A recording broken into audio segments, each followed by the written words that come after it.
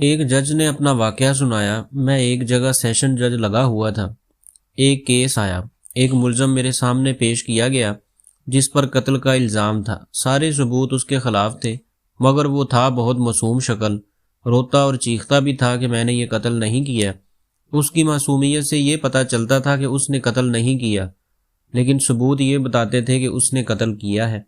میری زندگی کا تجربہ تھا، میرے تجربات اور اس کی معصومیت یہ بتاتی تھی کہ اس نے قتل نہیں کیا۔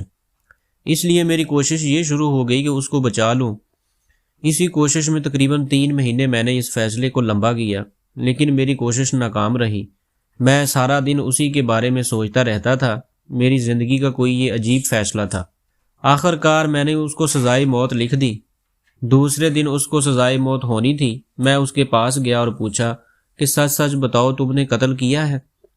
کہنے لگا، جج صاحب میں سچ کہتا ہوں کہ میں نے قتل نہیں کیا۔ میں نے کہا، تم نے کون سا ایسا جرم کیا ہے جس کی تمہیں یہ سزا مل رہی ہے؟ کچھ دیر سوچنے کے بعد کہنے لگا، صاحب جی میں نے ایک گناہ کیا ہے، مجھے یاد آ گیا ہے۔ وہ یہ کہ میں نے ایک کتیا کو بڑی بے دردی سے مارا تھا اور وہ مر گئی تھی۔ بس وہ قتل میں نے کیا ہے۔ میں فوراً چونک پڑا اور اسے کہا، تبھی تو جب سے تمہارا کیس میرے پاس آیا ہے آج 3 مہینے ہو گئے ہیں۔ روزانہ جب میں گھر جاتا ہوں تو ایک کتیا میرے دروازے پر بیٹھی ہوتی ہے اور چیوں چیوں کرتی ہے اور اپنی زبان میں مجھ سے انصاف کا کہتی ہے۔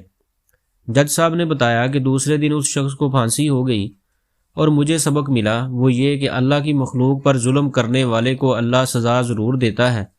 اس کے گھر میں دیر ہے اندھیر نہیں۔ ہماری نظر میں جو مخلوق حقیر اور نجس ہے، لیکن بنانے والے کو وہ مخلوق کتنی پیاری ہے یہ ہم نہیں جانتے۔